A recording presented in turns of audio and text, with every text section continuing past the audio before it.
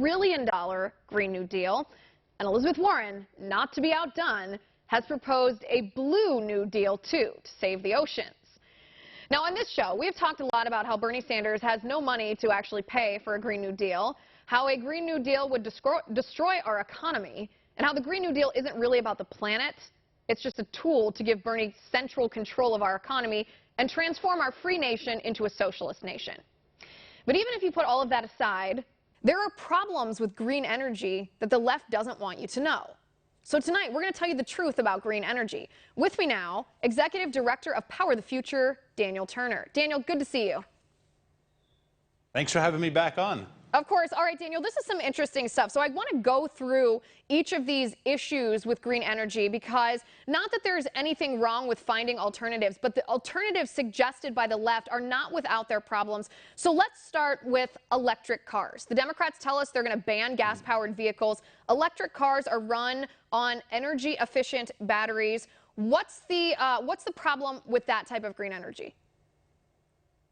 Yeah, and I think you posited this absolutely perfectly. There's nothing wrong with green technology, but this idea that it's perfect is an absolute myth. Green technology has its problems. So electric batteries, for example, your average electric car battery is around 1,000 pounds. And inside of that electric battery is a tremendous amount of rare earths. Most of those rare earths are from China, right? They have a monopoly on them in China.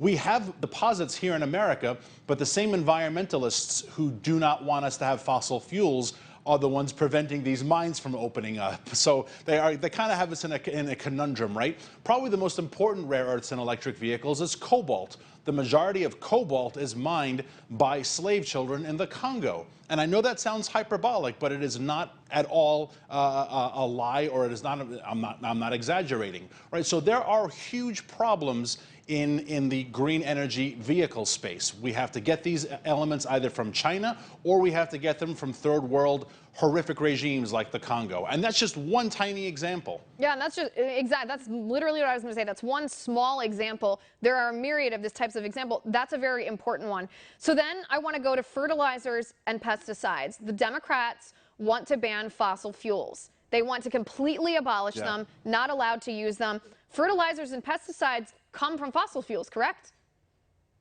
Yes, completely, as do plastics. I think people would be absolutely amazed if they knew how many products were petrochemicals that come from these hydrocarbons that are found under our feet. So absolutely, fertilizers, a lot of medicines, a lot of laundry detergent, most of our clothing actually, and carbon fiber bicycles, which are green, right? Carbon fiber scooters, which are green, are petrochemicals or derivatives of petrochemicals. So you're absolutely right. If we get rid of fossil fuels, how are we going to have all the necessary crops, fertilizer, as well as pesticides that feed the world? So they're in this circular reasoning without any end.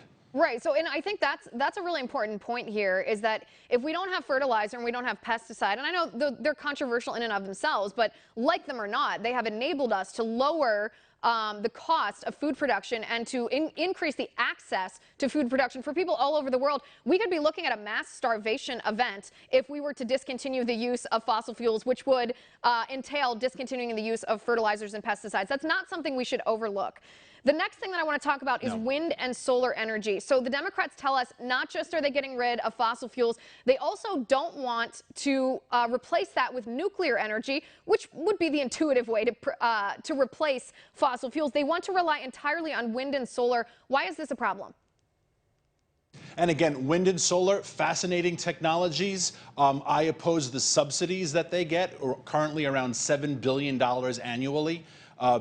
But in terms of technology, they're fascinating. But here's the problem. Take your average wind turbine. One wind turbine requires 2,500 tons of cement, because they have to be anchored into the ground, right? I mean, we're talking about hundreds of feet underground of rebar and of cement to keep them in place. And that is not going away. Even if you take down the turbine, that foundation is there. They also require around 90 tons of steel.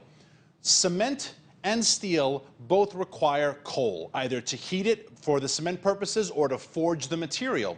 So my question is, if we can burn coal to make the cement and the steel for a wind turbine, Why can't we burn coal to make electricity, which is smaller footprint than your wind turbine? So again, it's this circular reasoning. People think that wind turbines are going to be a salvation, but you can't have a wind turbine without fossil fuels. If someone could show me a wind turbine factory that runs on wind turbines, I'll never come back on your show, Liz, but we all know that's not going to happen. And it would be great if these innovations did happen. This is not to be negative at all or derogatory towards alternative energies. It's just to point out the flaws in these plans, because green energy is not perfect. So airplanes is another example here. Talk to me about airplanes, because the idea that airplanes could run on anything other than jet fuel, which is obviously fossil fuel, I don't know if that's physically, meaning in the world of physics, if that's possible. No, and we may get there one time, right, sometime in the future, and I'm optimistic, right? My organization is called Power the Future. I believe in a better tomorrow, especially because of the American spirit, our ingenuity, our entrepreneurialism. Electric airplanes right now are not possible for commercial use. I just mentioned a vehicle, an electric vehicle has a 1,000-pound battery.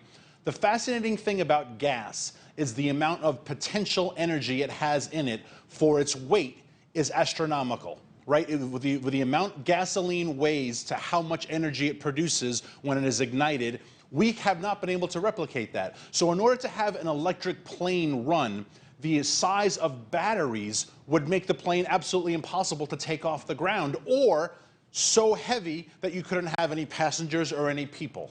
So electric planes are just right now a thing of science fiction. Again, we may get there one day, but we're not anywhere close. Yeah, and it would be great if we got there, but right now we're not. So talk to me then about the manufacturing plants. You touched on this before, but the manufacturing plants for electric vehicles and also cargo ships that would bring these electric vehicles into our nation. In a green economy, under a Green New Deal, how would the cargo ships and these manufacturing plants, how would they be powered? Yeah, that's a great point, and that's something that I am advocating for, and that I hope people sign on board. And maybe there's some senators out there who are listening, and I know they watch your show. Right now, it is illegal, except for the Navy, to have any nuclear ships. There's no reason why we can't have cargo ships that run on nuclear power. Our sailors are doing it, and if we think we're putting our sailors in harm's way, well, of course we're not, right? We take good care of our men and women who are in the Navy. So why can't we have cargo ships that are nuclear powered? Imagine cruise line industry. I think of a place like Alaska, where Power the Future is active, how much their economy depends upon Alaska cruises. We see them advertised. I'm sure your viewers have gone on them. What would happen to the cruise line industry if they got rid of fossil fuels? If they can't run on nuclear, what are they going to run on, right? So in terms of cargo, it's absolutely impossible without fossil fuels, and manufacturing as well. The manufacturing required to make wind and solar panels right now runs on fossil fuels, as well as the electric vehicles. The steel that is in them is forged by fossil fuels. So if we got rid of fossil fuels, we would not have a greener planet. If we got rid of fossil fuels, we would basically have a caveman planet. Right. And I don't think people want that. Well, that's the material point of this segment as well. So if you do prohibit fossil fuels, energy prices would skyrocket. The people that hurts the most are obviously the lowest income people who can't afford to pay for energy. And just banning fracking alone. We covered this story a couple days ago on the show. Banning fracking alone would put 14 million jobs at risk in the United States over the next, I believe, 10 years. That's a lot of people out of work and a lot of people who are unable to afford energy because the Democrats have this pie in the sky idea with no real alternative solutions that would be workable. These are things that everyone cares about: the environment. Everyone cares about the planet. We all want to be good stewards of this earth, but this is not the way to do it. This would devastate our planet, and this would devastate our economy, which in turn would devastate people all around the world. Daniel, thank you for coming on the show. I appreciate it.